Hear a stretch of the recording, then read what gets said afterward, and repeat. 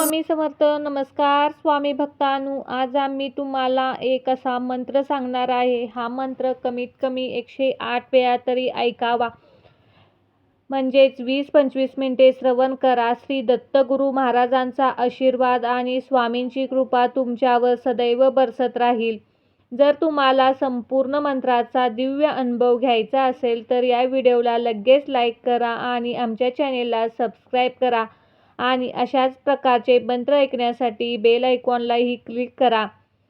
श्री स्वामी समर्थ व श्री दत्तगुरू महाराजांच्या कृपेने लक्ष्मी माता व कुबेर देव यांच्या आशीर्वादाचा लाभ घ्या. भक्तांनो, चला तर ऐकूया आजचा हा पवित्र मंत्र.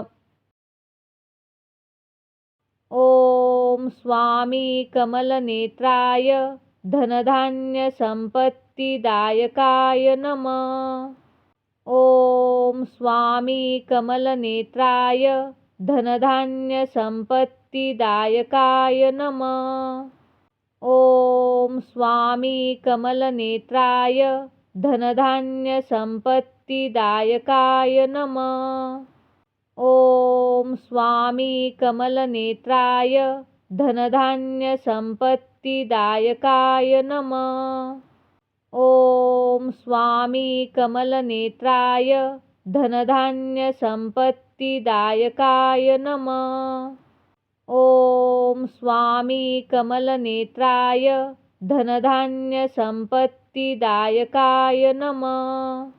ओम स्वामी कमलनेत्राय धनधान्य संपत्तिदायकाय नमः. ओम स्वामी कमलनेत्राय धनधान्य संपत्तिदायकाय नमः. ओम स्वामी कमलनेत्राय धनधान्य संपत्तिदायकाय नमः. ओम स्वामी कमलनेत्राय धनधान्य संपत्तिदायकाय नमः. ओम स्वामी कमलनेत्राय धनधान्य संपत्तिदायकाय नमः. ओम स्वामी कमलनेत्राय धनधान्य संपत्तिदायकाय नमः. ओम स्वामी कमलनेत्राय धनधान्य संपत्तिदायकाय नमः. ओम स्वामी कमलनेत्राय धनधान्य संपत्तिदायकाय नमः. ओम स्वामी कमलनेत्राय धनधान्य संपत्तिदायकाय नमः. ओम स्वामी कमलनेत्राय धनधान्य संपत्तिदायकाय नमः. ओम स्वामी कमलनेत्राय धनधान्य संपत्तिदायकाय नमः. ओम स्वामी कमलनेत्राय धनधान्य संपत्तिदायकाय नमः. ओम स्वामी कमलनेत्राय धनधान्य संपत्तिदायकाय नमः. ओम स्वामी कमलनेत्राय धनधान्य संपत्तिदायकाय नमः. ओम स्वामी कमलनेत्राय धनधान्य संपत्तिदायकाय नमः. ओम स्वामी कमलनेत्राय धनधान्य संपत्तिदायकाय नमः. ओम स्वामी कमलनेत्राय धनधान्य संपत्तिदायकाय नमः. ओम स्वामी कमलनेत्राय धनधान्य संपत्तिदायकाय नमः. ओम स्वामी कमलनेत्राय धनधान्य संपत्तिदायकाय नमः. ओम स्वामी कमलनेत्राय धनधान्य संपत्तिदायकाय नमः. ओम स्वामी कमलनेत्राय धनधान्य संपत्तिदायकाय नमः. ओम स्वामी कमलनेत्राय धनधान्य संपत्तिदायकाय नमः.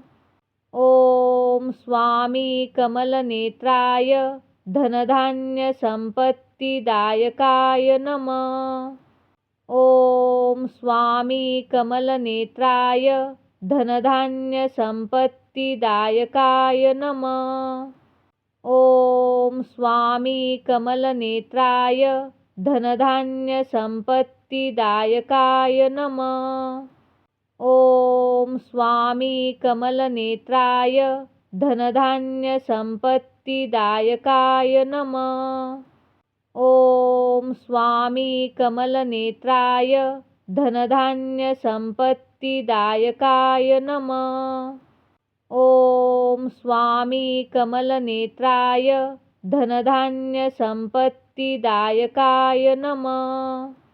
ॐ स्वामी कमलनेत्राय धनधान्यसम्पत्तिदायकाय नमः। ॐ स्वामी कमलनेत्राय धनधान्यसम्पत्तिदायकाय नमः। ॐ स्वामी कमलनेत्राय धनधान्यसम्पत्तिदायकाय नमः। ॐ स्वामी कमलनेत्राय धनधान्यसम्पत्तिदायकाय नमः। ॐ स्वामी कमलनेत्राय धनधान्यसम्पत्तिदायकाय नमः। ॐ स्वामी कमलनेत्राय धनधान्यसम्पत्तिदायकाय नमः। ॐ स्वामी कमलनेत्राय धनधान्यसम्पत्तिदायकाय नमः। ॐ स्वामी कमलनेत्राय धनधान्यसम्पत्तिदायकाय नमः। ॐ स्वामी कमलनेत्राय धनधान्यसम्पत्तिदायकाय नमः। ॐ स्वामी कमलनेत्राय धनधान्यसम्पत्तिदायकाय नमः। ॐ स्वामी कमलनेत्राय धनधान्यसम्पत्तिदायकाय नमः। ॐ स्वामी कमलनेत्राय धनधान्यसम्पत्तिदायकाय नमः। ॐ स्वामी कमलनेत्राय धनधान्यसम्पत्तिदायकाय नमः। ॐ स्वामी कमलनेत्राय धनधान्यसम्पत्तिदायकाय नमः। ॐ स्वामी कमलनेत्राय धनधान्यसम्पत्तिदायकाय नमः। ॐ स्वामी कमलनेत्राय धनधान्यसम्पत्तिदायकाय नमः। ॐ स्वामी कमलनेत्राय धनधान्यसम्पत्तिदायकाय नमः। ॐ स्वामी कमलनेत्राय धनधान्यसम्पत्तिदायकाय नमः। ॐ स्वामी कमलनेत्राय धनधान्यसम्पत्तिदायकाय नमः। ॐ स्वामी कमलनेत्राय धनधान्यसम्पत्तिदायकाय नमः। ॐ स्वामी कमलनेत्राय धनधान्यसम्पत्तिदायकाय नमः। ॐ स्वामी कमलनेत्राय धनधान्यसम्पत्तिदायकाय नमः। ॐ स्वामी कमलनेत्राय धनधान्यसम्पत्तिदायकाय नमः। ॐ स्वामी कमलनेत्राय धनधान्यसम्पत्तिदायकाय नमः। ॐ स्वामी कमलनेत्राय धनधान्यसम्पत्तिदायकाय नमः। ॐ स्वामी कमलनेत्राय धनधान्यसम्पत्तिदायकाय नमः। ॐ स्वामी कमलनेत्राय धनधान्यसम्पत्तिदायकाय नमः। ॐ स्वामी कमलनेत्राय धनधान्य संपत्तिदायकाय नमः। ओम स्वामी कमलनेत्राय धनधान्य संपत्तिदायकाय नमः।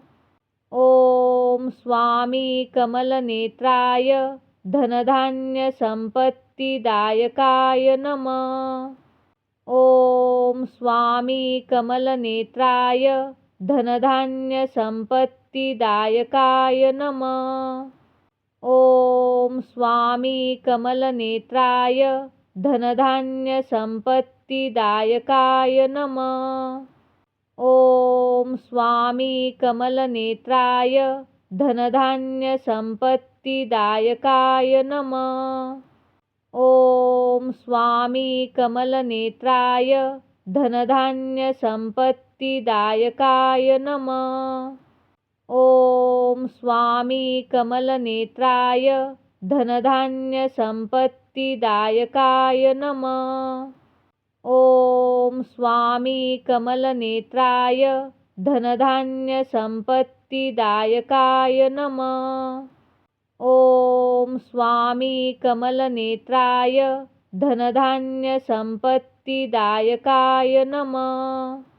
ओम स्वामी कमलनेत्राय धनधान्य संपत्तिदायकाय नमः।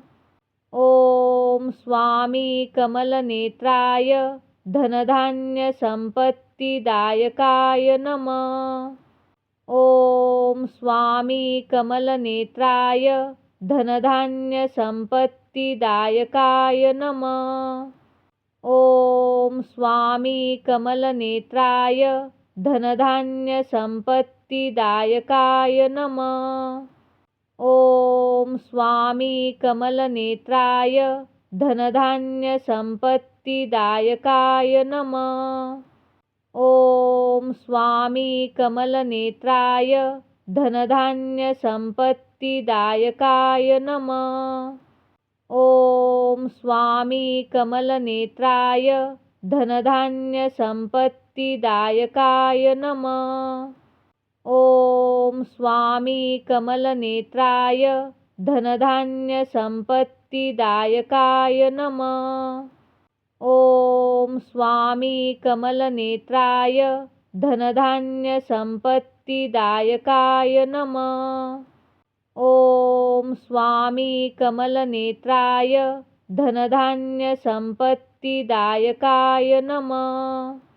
ओम स्वामी कमलनेत्राय धनधान्य संपत्तिदायकाय नमः। ओम स्वामी कमलनेत्राय धनधान्य संपत्तिदायकाय नमः। ओम स्वामी कमलनेत्राय धनधान्य संपत्तिदायकाय नमः। ओम स्वामी कमलनेत्राय धनधान्य संपत्तिदायकाय नमः। ओम स्वामी कमलनेत्राय धनधान्य संपत्तिदायकाय नमः। ओम स्वामी कमलनेत्राय धनधान्य संपत्तिदायकाय नमः। ओम स्वामी कमलनेत्राय धनधान्य संपत्तिदायकाय नमः।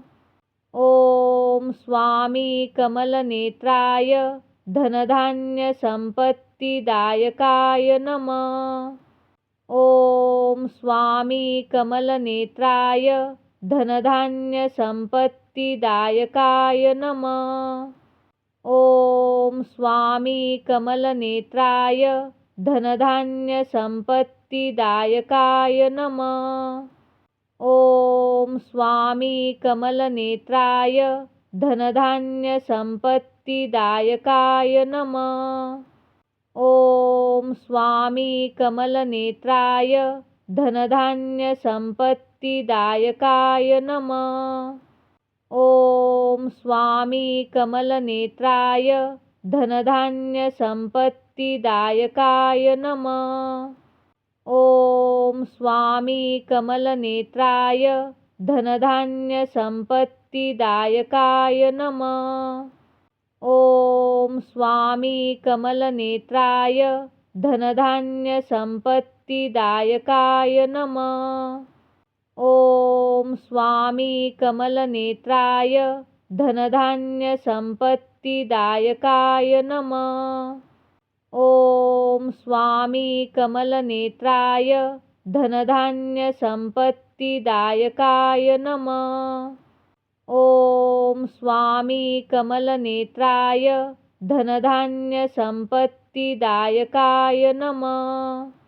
ॐ स्वामी कमलनेत्राय धनधान्यसम्पत्तिदायकाय नमः।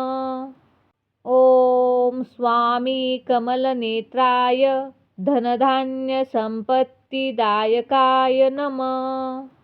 ॐ स्वामी कमलनेत्राय धनधान्यसम्पत्तिदायकाय नमः। ॐ स्वामी कमलनेत्राय धनधान्यसम्पत्तिदायकाय नमः। ॐ स्वामी कमलनेत्राय धनधान्यसम्पत्तिदायकाय नमः। ॐ स्वामी कमलनेत्राय धनधान्यसम्पत्तिदायकाय नमः। ॐ स्वामी कमलनेत्राय धनधान्यसम्पत्तिदायकाय नमः।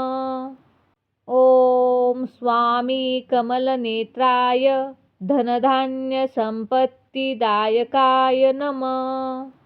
ॐ स्वामी कमलनेत्राय धनधान्यसम्पत्तिदायकाय नमः। ॐ स्वामी कमलनेत्राय धनधान्यसम्पत्तिदायकाय नमः।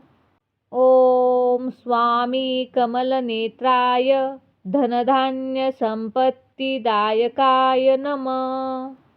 ॐ स्वामी कमलनेत्राय धनधान्यसम्पत्तिदायकाय नमः।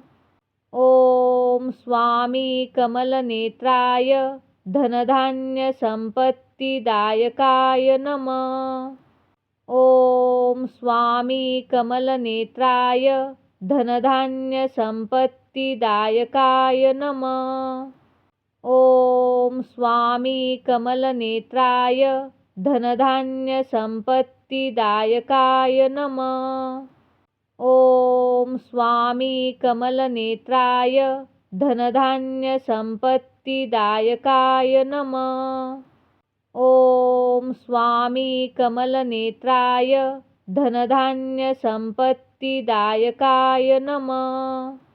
ॐ स्वामी कमलनेत्राय धनधान्यसम्पत्तिदायकाय नमः।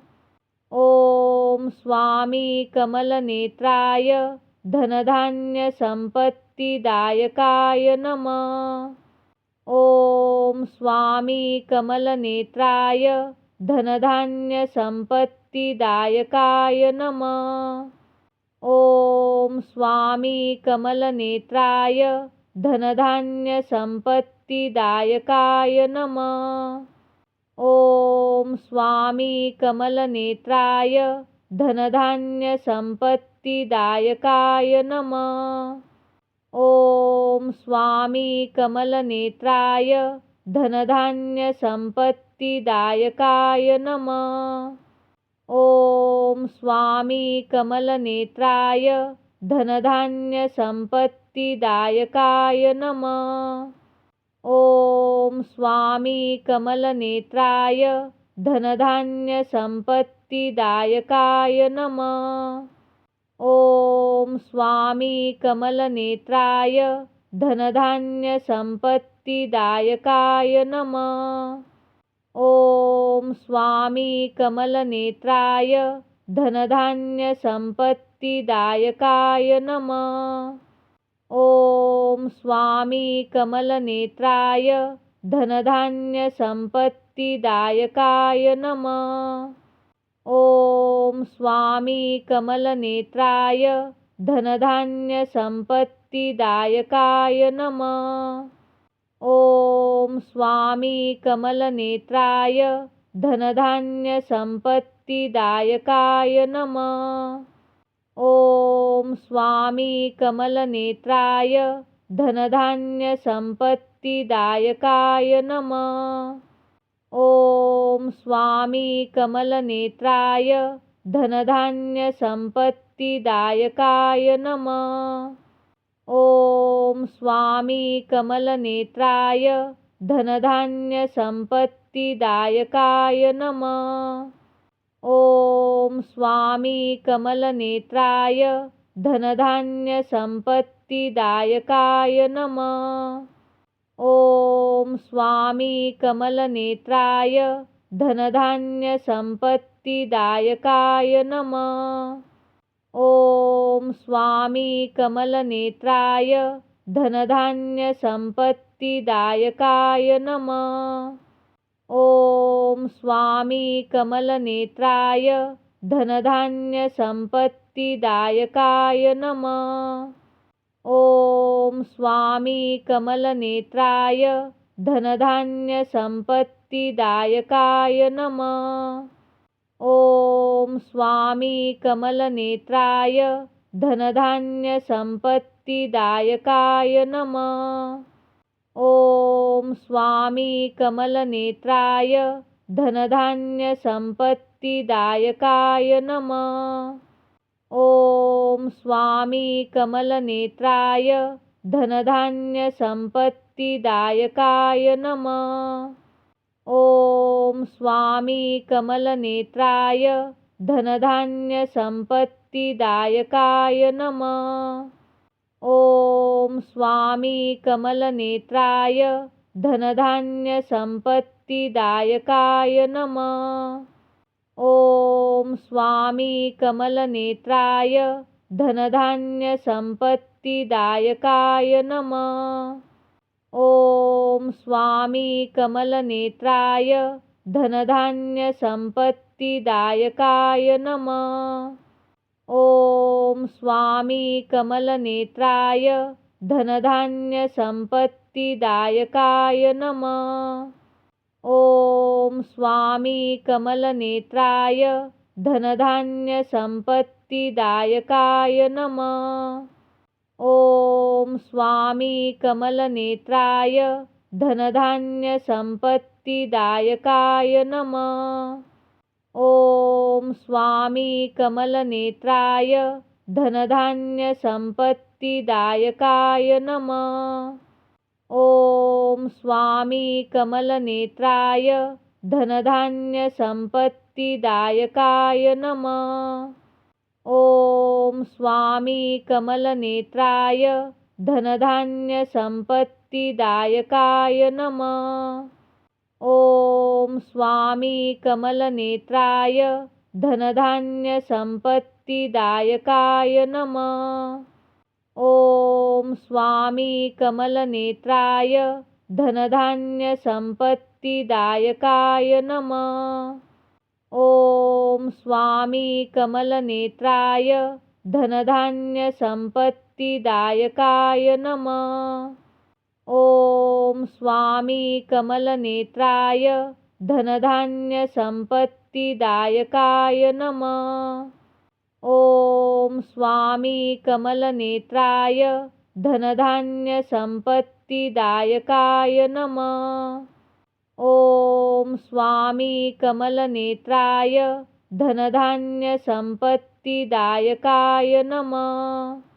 ॐ स्वामी कमलनेत्राय धनधान्यसम्पत्तिदायकाय नमः। ॐ स्वामी कमलनेत्राय धनधान्यसम्पत्तिदायकाय नमः। ॐ स्वामी कमलनेत्राय धनधान्यसम्पत्तिदायकाय नमः। ॐ स्वामी कमलनेत्राय धनधान्यसम्पत्तिदायकाय नमः। ॐ स्वामी कमलनेत्राय धनधान्यसम्पत्तिदायकाय नमः। ॐ स्वामी कमलनेत्राय धनधान्यसम्पत्तिदायकाय संपत्तिदायकाय नमः। ॐ स्वामी कमलनेत्राय धनधान्यसम्पत्तिदायकाय नमः। ॐ स्वामी कमलनेत्राय धनधान्यसम्पत्तिदायकाय नमः।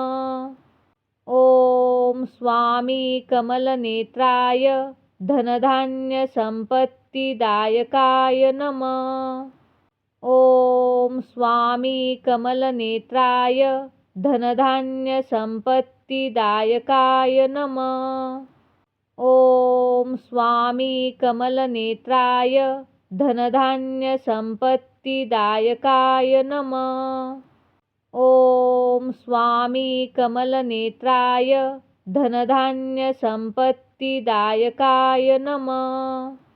ॐ स्वामी कमलनेत्राय धनधान्यसम्पत्तिदायकाय नमः। ॐ स्वामी कमलनेत्राय धनधान्यसम्पत्तिदायकाय नमः। ॐ स्वामी कमलनेत्राय धनधान्यसम्पत्तिदायकाय नमः।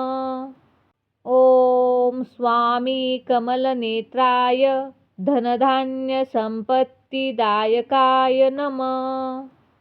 ॐ स्वामी कमलनेत्राय धनधान्यसम्पत्तिदायकाय नमः। ॐ स्वामी कमलनेत्राय धनधान्यसम्पत्तिदायकाय नमः। ॐ स्वामी कमलनेत्राय धनधान्यसम्पत्तिदायकाय नमः।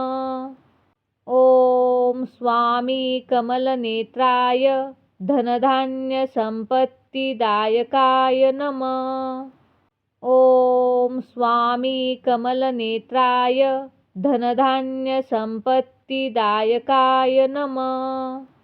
ॐ स्वामी कमलनेत्राय धनधान्यसम्पत्तिदायकाय नमः। ॐ स्वामी कमलनेत्राय धनधान्यसम्पत्तिदायकाय नमः। ॐ स्वामी कमलनेत्राय धनधान्यसम्पत्तिदायकाय नमः। ॐ स्वामी कमलनेत्राय धनधान्यसम्पत्तिदायकाय नमः। ॐ स्वामी कमलनेत्राय धनधान्यसम्पत्तिदायकाय नमः। ॐ स्वामी कमलनेत्राय धनधान्यसम्पत्तिदायकाय नमः। ॐ स्वामी कमलनेत्राय धनधान्यसम्पत्तिदायकाय नमः। ॐ स्वामी कमलनेत्राय धनधान्यसम्पत्तिदायकाय नमः।